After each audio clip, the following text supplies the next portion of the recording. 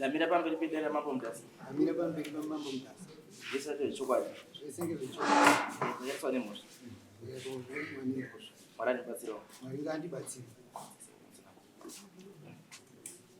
Pamusoro mambo mutasa. Ndine nyaya yangu nevanhu vekwanhukarume. Ndine nyaya yekwanhukarume. Nevakomana wanga wari 4 muchikoshikari. Ari muchikoshikari wanga wachitakura magwere. Matichi, ita dispute ichi. Then dispute.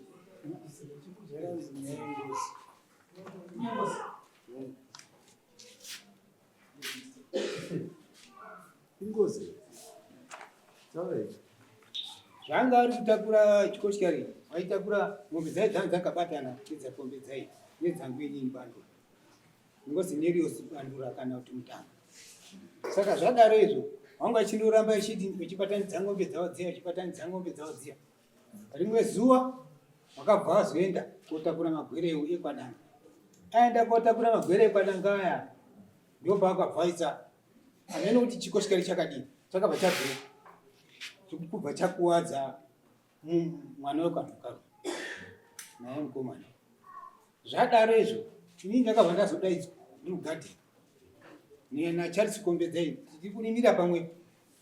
Tiri kurima pamwe patakabva tadaidzwa dzadza kutotanga masopo 5 o'clock rugadheni kwedu. Tadaidzwa ikona kubva tauya. Ndakusvika padhuze neimba yaKombedzai. Musikana wangu mudoko akabva amhanya kuti baba tawanda wadonewa nechikoshikari. Saka uyai muone zvaita. Saka inini ndakabva ndamhanya. Patasvika zveshuwa mwana achatotaura matoti matofa. Takasvika totobata mwana wedu. Tikaenda Kombedzai. Saka tingoendepi vanhu vakuti takure munhu aende kubhonda. Takure munhu aende kubhonda. Saka takabva tabata tikati kana tichaenda hedu kubhonda asi munhu wadini washaika. Saka izvinhu zvetakuita izvi ngatidini? Ngatidaidza vabereki vanhu. Saka takabva tadaidza. Pane mukomana anga toshandawo ikona muMozambique kwacho munin'ina waKombedzai wacho ngozi Charles. Saka wakabva auya musi wacho. Saka 6 o'clock takabva tamutuma futi kwanhukarume. Enda wataure shamwari kuti ndio zvaitika mwana wadini washaika nechikoshikari. Zvadare izvo takabva tatuma. Auya ndakuti mukomana wachimbotaurawo zvaakaona pachikoshikari pacho. Tozoenderera mberi pamusoro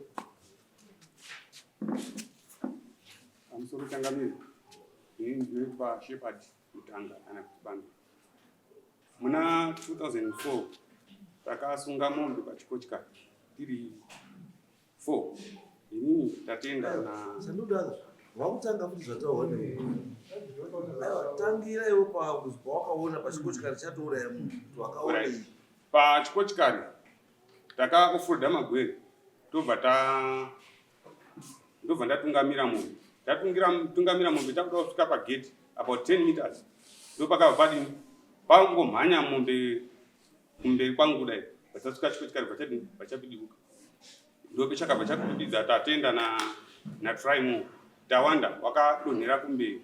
Saka pa2 wakakududiswa 1 day wakabva ashaika tatenda.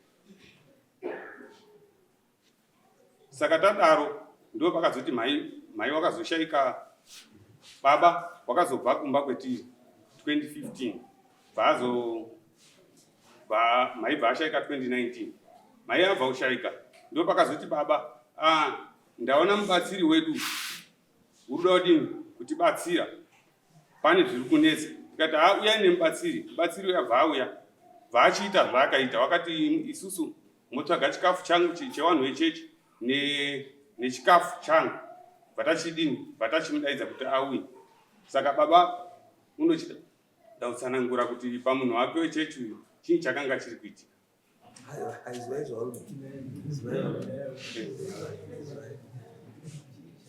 Taurai nyaya yembuzi yatoda nyaya yengozi chaakunetsa chii pangozi apa. Ngozi kana muri 2 minutes baba ngachitaure manje baba. Mwana akutaurawo baba kati taurai chii chiri kunetsa. Panyaya yacho chatinonetsa hapana. Saka baba pakadaidza muprofiti wedu uya wakabva ati ndahaka ngozi. Ndahaka ngozi daidzai hama dzangu ndopetakadeidzawo kwakombedzai kuti wauya bvaataura kuti inini ndakaurayiwa mumusha muno kuhaka zvendakaurayiwa mumusha muno ruda mombe 12 nemukadzi nebhokisi rangu rinofanirwa kubviswa kunoko mutumbi wangu kuendeswa kuMozambique. Maita izvozvizvi mobva mati inini mutumbi wahaka inini ndiruda mombe 5. Mukasatondipa mombe 5 idzodzo idzo ndiri kutouraya vanhu panapa. Saka bva tamupai mombe dziya 5, mombe dziya 3. Tamupa mombe 3 ndopetakazofonehwa nemai Jasper kuMozambique kuti achitoya mudini mukasike kuripa ngozi yenyu because mukasotokasika zviro zvinodini zvinokushatirai. Tabva tadaro tafonehwa nemai Jasper ndobvunza baba todini. Baba akati chimbobata muprofiti wedu uya tizo tobata muprofiti uya akati inini handikwanisi kuti kuuya ikoko imi michitoendai kuti dare renyu ridini risununguke rireruke. Ipo takazodaidzawo wabanze vataenda kuMozambique. Taenda kuMozambique vatasvika vakwazi imi michitaurai zvakadini zvakaitika kumba kwedu tobva tataura zvakaitika zvekuprofiti wedu. Kaisaka tikati muprofiti wakati toda mombe 12 tinounza kuno kwanhukarume nemunhu nemunhu unofanirwa kuzobva kuZimbabwe kuenda kuMozambique. Alright, tokazi alright zvapera here tikati kazi saka isusu pangozi iyoyi isusu sana baba tinoda kuti timubvise mombe 25 nemunhu nemutumbi unofanirwa kuchewa sekutaurwa kwakaitwa ngemuprofiti achienda kupi kuMozambique. Zvese izvi zvamumaoko enyu ndimi muchadini muchaita. Saka muri kuona tauya pano changamira ndozvitakasangana nazvo. Inini mudono ndidini manje kuda kutobatsirwa because isa hapana chitinoziva because makuda ndikubatsirei mapakati because majomba dai baba kazi mombe 4 makatobhadhara hakuna munhu anobudirwa mutumbi unobhadhara mombe 5 ndizvo zvinofanira kutaura kuti zvinhu muitai fake. Mutumbi wemunhu panobuda munhu panobhadhara mombe imwe chete 1 not 5 kana to 5 ndiye yangozi yacho kaimabhadhara isusu hapana chitozivawo pachangamira. Ore saka mwana akazi kuda mutumbi wemunhu akazi ndikuda makaendesa hatina because takazoenda kuZinati tichizoti muprofiti wedu tomubvunzisa kuti shamwari zvawakatanga dare iri topedza sei wakati inini dare iri ndakatoshaisha dare saka inini ndatogumira pa. Saka ava wana nhukarume kuda kuti wari panapa ndiwavo wari ava wana nhukarume maunzirei manje wakazotera October muna October wakati tatera pfuma yadii nhukarume sungaiti Amzoro chakamira. Inoitwa Solomon ndinogara muMozambique. Monzani Solomon Dikarume. Nyaya yemwana ashaika nechikochikari sekutaura kwawaita. Takashitambira. Wauya kuMozambique wana. Takavabvunza kuti zvimwaya nazvo ndizvo here zvinoitika. Woti gumi. Saka murida kudii? Vakatoda uri pangozi. Muda uri pangozi, muda uri parini, anga ari 2021. Wakauya. Ukatoda kuripa isisi muna October 2021 zvakare. Takati enda kubva 2021 ate 2024 hauna kubva wadzokera kuMozambique. Saka nini ndakazotera ndenda kwaSACCO ndobvunza SACCO vanhu avo makavatungamirira panyaya dzavo dzavakaita makadzisuka ndinodzisiya. Saka vanhu kubva 2021 kusvika 2024 hauna kubva wakadzoka futi kuMozambique. Chovabvunzayo kuti wachada kudzoka here kana kuti zvakabva zvatopera zvakadaro. Sabhuku akadaidza daro odaidza varume owabvunza nyaya yavakaendera kuMozambique inoiziva here kuti tinoiziva. Saka nhasi maapapa wakati zvose zvakatoitika izvozvo hapana chetinomboziva titori pasero. Sabhuku akati saka imi kana mauchiti hamuna chamunoziva inozopera sei nyaya yacho. Wakati isusu hatina zvotinomboziva zvozvo takataura takamwana akabudirwa ngozi chii mumusha medu tisu takauraya hatitozvisivi. Sabhuku akati saka imi munombomangara pano kwachangamisa. Ndio ndakazona somonise yako yakusunga ini. Alright. Imimi kuzwa kwandutaura matauriro emamuchita kwese kubva kufa wakaita mwana handisimbona paine munhu ane mhosva yekuti akauraya munhu because accident iaccident kai chikochikari chakakurubuka newawo wana wanga uri mimi. So it means hapana munhu angaine intention yekuita sei yekuuraya munhu. Andi saka sei yakubuda sengozi. Alright, mutumbi wacho pauri kubuda, mutumbi wacho pairi kubuda uripi munhu wacho nemutumbi uri kubuda? Pamusoro chakamira wakangohaka muprofiti ndiye wakati ndahaka chetu paatoenda ndofuka wakahaka 40. Saka muprofita ndiyo makapa mombe 3. Takanga tatomupa mombe 3 bazorifanda 1 nechetu. Ibi muprofita pekutanga pachimama muchakiri. Ini ndo pari kurasika muprofita pekutanga mama muchakiri. Kuti muzodzwa nyaya dzidzi mama muchaka muchaka. Pamusoro panyaya yekutora profiti kwetakazoita, uyu mukomana ndiye mwana wamaikuru. Ndine kumweni kwendiri kugara neumwe mukadzi. Saka kwakabva kwanera mheni. Kwanera mheni kudarezvo yakabva yanera pai mumunhu. Saka ndakabva ndaenda kune umwe mbuya. Ndiye ndakazoti mbuya pamba pangu panera mheni. Zvikazi pamba pako zvipanera mheni. Panoda kugadzirisa ndinofunga padini pasiwa mazai. Saka ndio kwetakazoonana namuprofiti akati ndinobvisa. Pakazoya ipona apo ndio pakazobudwa nezviro zvake zvekuti ndabudiwa nditatenda ndikuda ngombe 5. Muprofita uyu haagari munzvimbo imwe. Agari munzvimbo ungogara kwa Honde. Asi wakanga kakishitatu uya pauri pali. Zvisa winning yenyu aiziya. Zviri zvaizvona izvo wakabva next door yacho pedu padhuze nepadhuze. Wakabva uya futi kubva atora gaimana futi kubva aenda nawo. Saka itsika mutanda asi muprofita nditsika mutanda. Alright, mimi maona zvakadaro makabva kubvunzwa kune vamwe. Handiti makangoenda kune munhu wani pamatoti zvakwana pamatoti iyeye makamboenda kune vamwe here kuti mubvunze imimi kuti munzwe kuti ndizviri.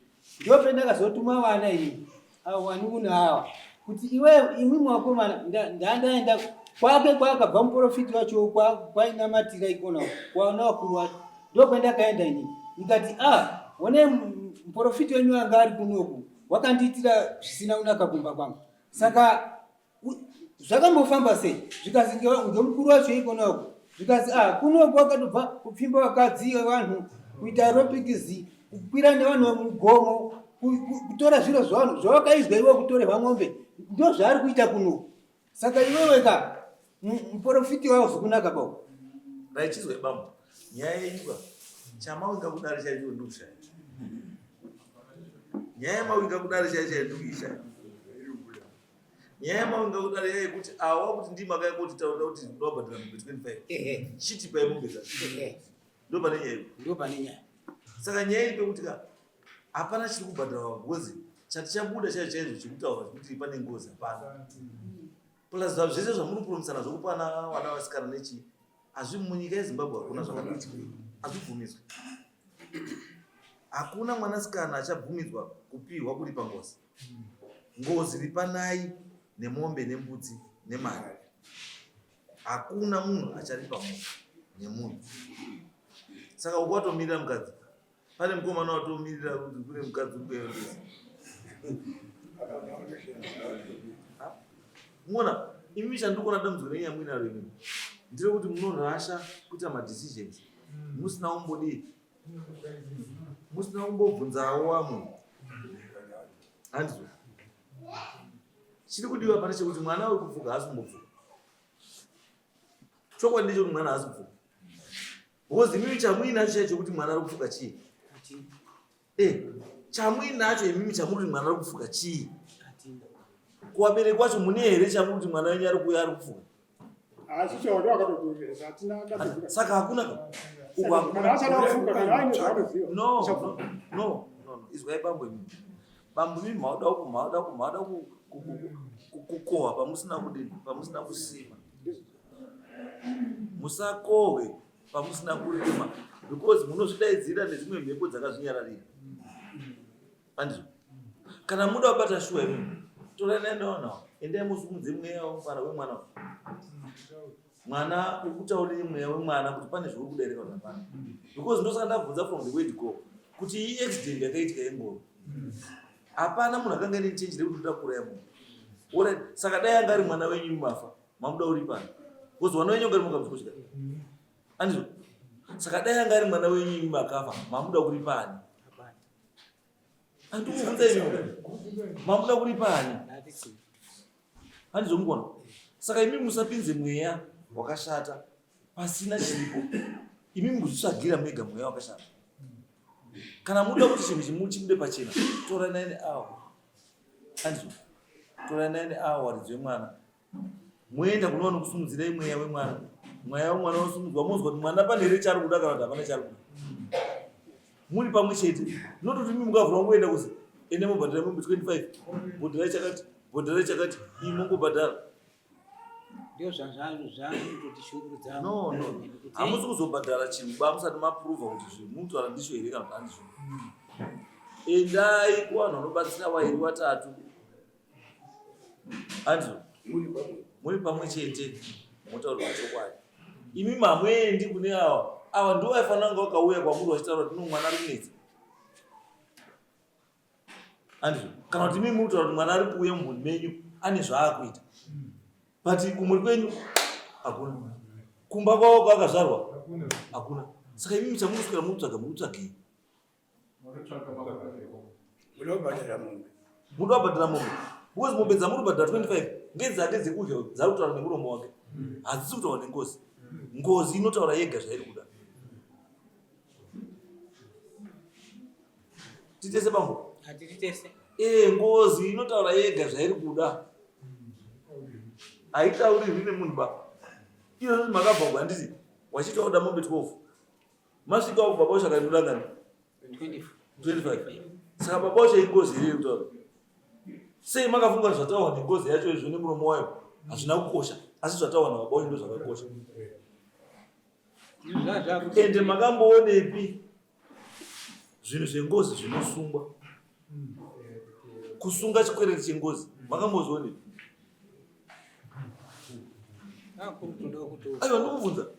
Makamboonepi kunosungwa chikwereti chengozi? There's nothing like that. Ngozi kana zvinhu zvayo zvanonoka inorwa yega. Inogadzirisa yega zvinhu zvayo. Munhu wenyama uyu haarwiri ngozi yakanyarara. Andizo bambo. Zvese zvomamaronga zviya zvese chimbomirai. Tsvagirai bambo. Handisi ndimauridze mwana handisi. Fambai pamwe chete nawo kana munofunga pane zvinhu zvakagadzirwa. Moita sei? Zvogadzirwa. Imi musandovhunduke vhundukoba imi. Kavhundukire kenyu kakutonga mune zvomunozivawo. Kamhanyire kenyu kakutsvaka nemombe 5 nemombe 6 ne18 ne25. Kakari kei. Mune zvomakaita pachikoshikari pacho. Zvino chiri kunetsa ichi. Mheni yarowa sama muti mwana ndiye akurowa nemheni. Imi mukupusa kwacho.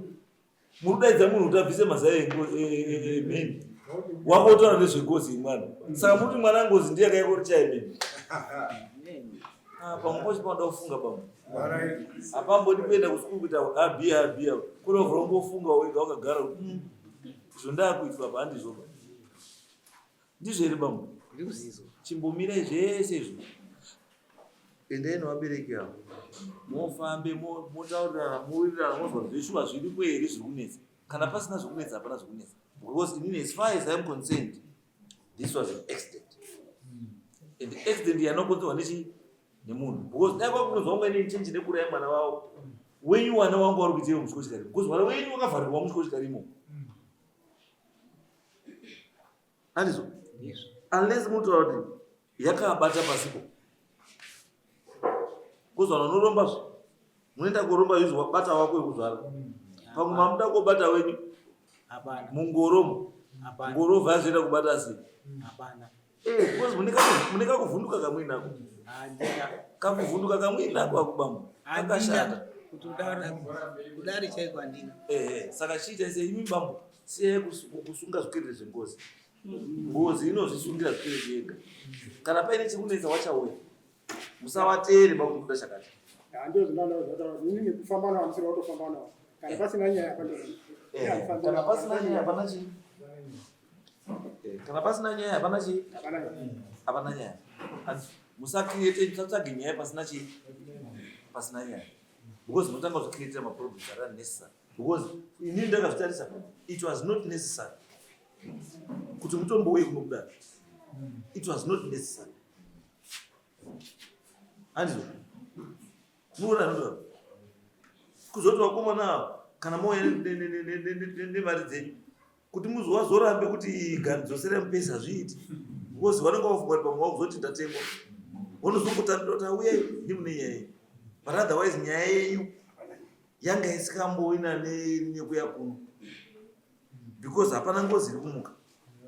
Ngozi iri kumuka hapana, asi mimi chamakusha manje makaenda kuzvipereka kuna bambo kuti tafamba tazitibhadhare mambo 15, mambo akati 15 bazire uzai 25 ati 25 zeni zomakusunga manje imi kwauchadziona bambo wangu aya hakuna kuchadziona mombe dziya ngati gaitopotere kuna mambo, asi pamakabhadhara 5 hamunobvira mambo ya kuna mambo kuti mambo tobhadhara rega utibhadhara. Wakambozwa munhu anoziva kuti waini wakondaita pamwiri wangu ndoda 5 pound. Asi takazoenda futi kuzinhata naye murume wacho. Aiwa, maifana kutanga maenda kuzinhata Ndio kwataka mochipiwa munhu anokubatsirai macertificate mapracticing certificate ekuzi uyu munhu anogona kuita basa akawanda anoita fly around, asi vanhu vacho vasingazivi zvavari kuti. Asi mukaenda kuzinhata vanokutaura kuti iyi nyaya iyi inoda nhingi, iyi inoda nhingi, iyi inoda nhingi, asi chandoda kutaura ndechekuti maprofita vanokwanisa kuona, asi vaona chavanozokubatsira hapana. Yena wakatobvunzwa futi ikona kuzinhata kwacho kuti iwe zvachaja ng'ombe 5 wasumudzei chinyi chekuti uchiende kwanhukarume, waida kutorana nevanhu vavo woenda nawo uende kobudisa munhu wadini wataurawo, wakati izvona hatichazvikwanisi inini ndaitorwadziwa inini. Maifana kunga matoya kudare kuno kuti mombe dzenyu 5 dzodzoka sei, ndo nyaya maifana kunga mauya nayo kuno yekona yekudhimandi wakuya chiendai endai mufambe mugadzise nyaya asi zvokubhadhara chimbomirai. Right, next case.